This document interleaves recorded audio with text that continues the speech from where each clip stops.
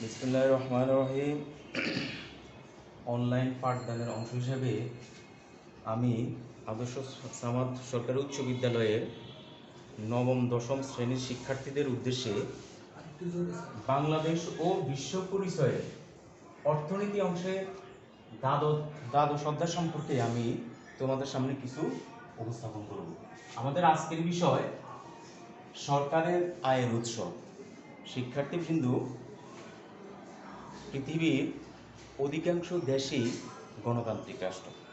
তোমরা জানো, প্রত্যেকটা গণতান্ত্রিক রাষ্ট্রের উদ্দেশ্য থাকে একটি জনকল্যাণমূলক রাষ্ট্র উপহার দেওয়া।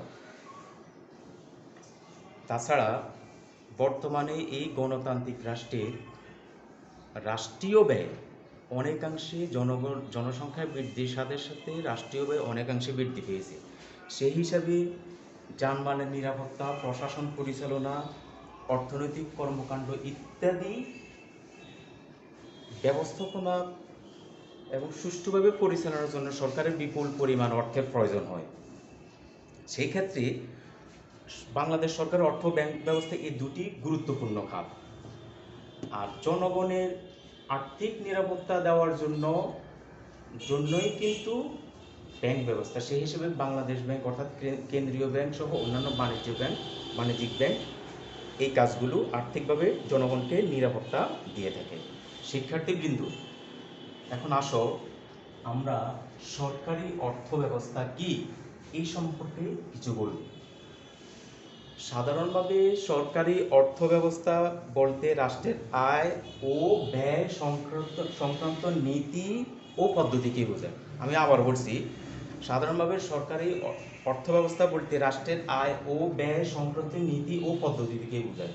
তবে অর্থনীতিবিদ অধ্যাপক ডাল্টন এই সম্পর্কে একটি সুন্দর সংজ্ঞা প্রদান করেছেন। তিনি বলেছেন, সরকারি অর্থ ব্যবস্থা সরকারের আয় ব্যয় এবং এদের একটির সঙ্গে অন্যটির সমন্বয় বিধানের কার্যাবলীকে আলোচনা করে। আমি আবার বলছি ডাল্টনের উক্তিটি। তিনি বলেছেন, সরকারি অর্থ ব্যবস্থা সরকারের আয় ব্যয় এবং এদের একটির সঙ্গে অপরটির সমন্বয় বিধানের কার্যাবলী আলোচনা করে। শিক্ষার্থী বন্ধু, তোমরা সরকারি অর্থ ব্যবস্থা কি এটা জানলাম। এখন আমরা আসবো পরবর্তী স্টেপে যে সরকারি আয়ের উৎস। সরকারের আয়ের উৎসকে দুই ভাগে ভাগ করা যায়।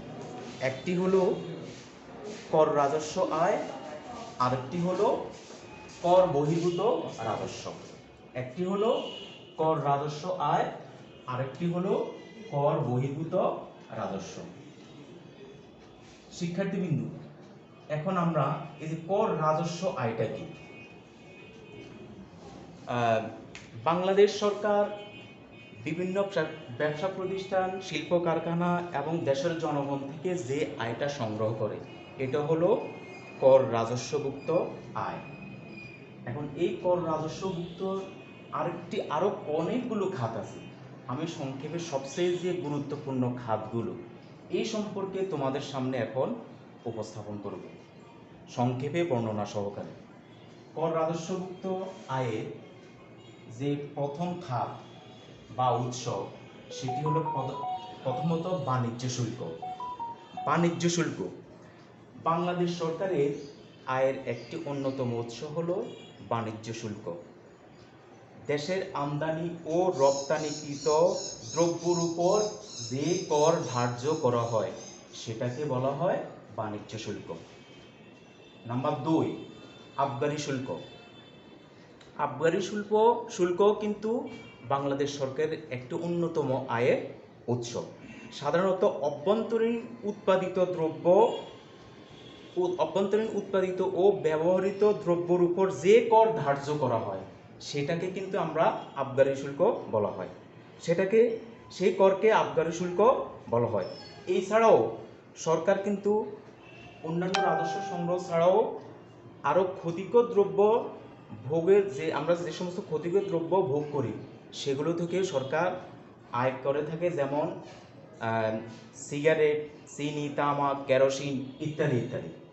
নাম্বার 3, আয়কর। বাংলাদেশ সরকারের আয়ের রাজস্ব আয়ের আরেকটি অন্যতম গুরুত্বপূর্ণ উৎস হলো আয়কর। জনসাধারণ এই আয়করটা সাধারণত জনসাধারণের উপরেই বেশিরভাগ ধার্য করা হয়, অর্থাৎ নির্দিষ্ট আয়ের সীমার বাইরে জনগণ যে আয় করবে সরকার কর্তৃক নির্ধারিত আয়ের বাইরে, সে আয়ের উপর সরকারকে একটা নির্দিষ্ট হারে কর প্রদান করতে হয়। নাম্বার 4, মূল্য সংযোজন কর, যেটাকে আমরা ভ্যালু এডেড ট্যাক্স বলি। অর্থাৎ এই মূল্য সংযোজন কর কিন্তু একটা গুরুত্বপূর্ণ খাত সরকারের আয়ের। বর্তমান দেশে আমদানিকৃত দ্রব্য এবং স্থানীয়ভাবে উৎপাদিত দ্রব্যের উপর নির্ধারিত হারে যে কর বসানো হয় সেটাকে মূল্য সংযোজন কর বলা হয়। সম্পূরক শুল্ক, অনেক দ্রব্য সামগ্রীর আমদানি শুল্ক এবং আবগারি শুল্ক বা ভ্যাট আরোপের পরও বিভিন্ন দ্রব্য সামগ্রী এবং শিল্প কারখানা বা অন্যান্য দ্রব্য সামগ্রীর উপর যে অতিরিক্ত কর ধার্য করা হয় সেটাকে বলা হয় সম্পূরক শুল্ক। সর্বশেষ তোমরা যে ব্ল্যাকবোর্ডে দেখতে পাচ্ছ ভূমি রাজস্ব। দেখো, আমাদের দেশে সরকারের অনেক ভূমি রয়েছে। এই ভূমিগুলো অনেক সময় সরকার কি করে, যে এগুলো যারা ভোগ দখল করবে তাদেরকে একটা নির্দিষ্ট হারে টাকা প্রদান করতে হবে, অর্থাৎ কয়েক বছরের জন্য ইজারা প্রদান করা হয় এবং এই ইজারা প্রদানের মাধ্যমে কিন্তু সরকার ব্যাপক আয় করে থাকে। তবে সরকার গ্রাম অঞ্চলে 25 বিঘা জমি পর্যন্ত যে করমুক্ত ঘোষণা করেছে সেক্ষেত্রে কিন্তু সরকারের কিছুটা রাজস্ব আয় কমে গেছে। আচ্ছা শিক্ষার্থীবৃন্দ, আমরা এখন আলোচনা করলাম কর রাজস্ব আয়। দুই ভাগে ভাগ করা যায় কিন্তু, একটা হলো কর রাজস্ব আয় আর একটা হলো কর বহির্ভূত রাজস্ব। এখন আমরা আলোচনা করব কর বহির্ভূত রাজস্ব। প্রথমত আসো যে লভ্যাংশ ও মুনাফা, 2 নম্বরে সুদ, 3 নম্বরে সাধারণ প্রশাসন, 4 নম্বরে রেলওয়ে, 5 নম্বরে ডাক বিভাগ, 6 নম্বরে বন, 7 নম্বরে ভাড়া ও ইজারা। লভ্যাংশ ও মুনাফা, বাংলাদেশ সরকার বিভিন্ন আর্থিক প্রতিষ্ঠান যেমন ব্যাংক, বিমা, এছাড়া আরও কিছু আর্থিক প্রতিষ্ঠান আছে যেগুলো থেকে সরকার কিছু লভ্যাংশ ও মুনাফা পেয়ে থাকে। এগুলোকে সাধারণত কর বহির্ভূত রাজস্ব বলা হয়। এগুলো কিন্তু বাংলাদেশ সরকারের আয়ের একটি অন্যতম উৎস। নাম্বার 2, সুদ। সুদও কিন্তু সরকারের একটা আয়ের উৎস, কারণ বিভিন্ন প্রতিষ্ঠান এবং স্বায়ত্তশাসিত প্রতিষ্ঠান থেকে সরকার কিছু সুদ পেয়ে থাকে, এগুলোও কিন্তু সরকারের আয়ের উৎস। নাম্বার 3, সাধারণ প্রশাসন। বাংলাদেশ সরকার অনেক সময় প্রশাসনিক সেবা প্রদানের জন্য সাধারণ প্রশাসনের মাধ্যমে কিছু রাজস্ব সংগ্রহ করে, এগুলো কিন্তু বাংলাদেশ সরকারের আয়ের একটা অন্যতম উৎস। 4 নম্বরে রেলওয়ে সরকারের আয়ের একটা অন্যতম উৎস। তবে রেলওয়েকে যদি আরও সংস্কার করা হয় তাহলে কিন্তু সরকারের আয় আরও অনেকটা বৃদ্ধি পাবে। নাম্বার 5, ডাক বিভাগও কিন্তু সরকারের আয়ের একটা অন্যতম উৎস, যেহেতু এটি সরকার কর্তৃক পরিচালিত হয়। নাম্বার 6, বন থেকেও সরকার প্রচুর অর্থ আয় করে। কিভাবে?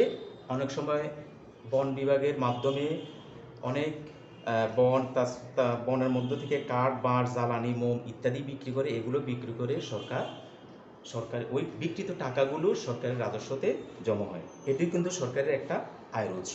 ভাড়া ও ইজারা, অনেক সময় সরকারি সম্পত্তি ভাড়া ও ইজারার দেওয়ার মাধ্যমেও সরকার আয় করে থাকে। তাছাড়া আরও অনেক সরকারের আয়ের আরও অনেক উৎস আছে, যেমন টোল ও লেভি।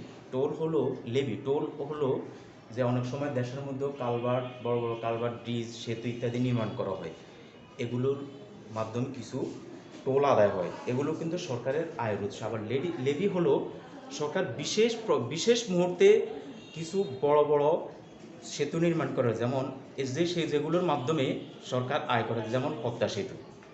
আচ্ছা প্রিয় শিক্ষার্থীবৃন্দ, তোমরা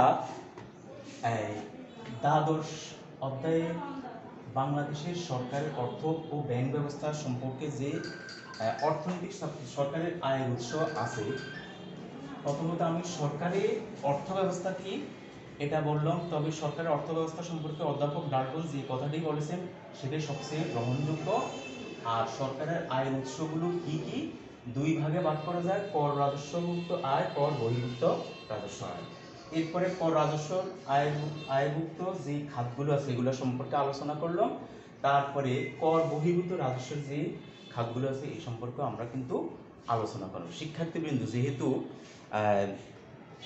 আরও একটু কিছু তোমাদেরকে পাঠ দেওয়ার কথা তোমাদের বোঝার জন্য সে প্রেক্ষিতে আমি আরও একটু কিছু আজকের পাঠে আমি অ্যাড করব।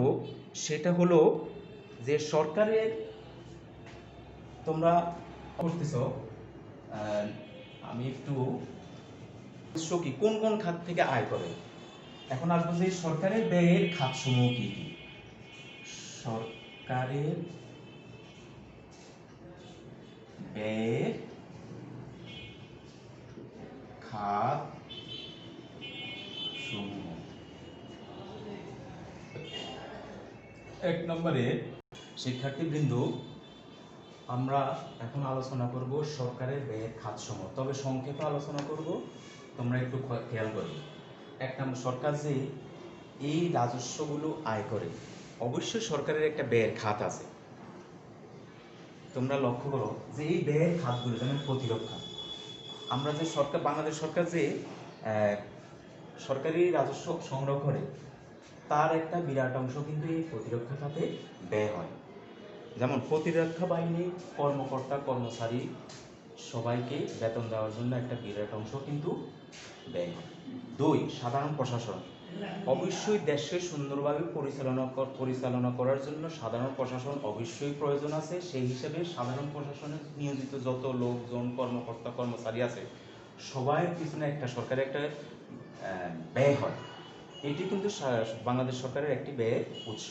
শিক্ষা শিক্ষা কিন্তু বাংলাদেশ সরকারের একটি ব্যয়ের অন্যতম উৎস, কারণ আমাদের প্রতি বছর যে বাজেট হয় জুন জুলাইতে, সেই বাজেটের একটা বিরাট অংশ কিন্তু শিক্ষা খাতে ব্যয় হয়। কারণ দেশের একটা দেশকে, দেশের মূল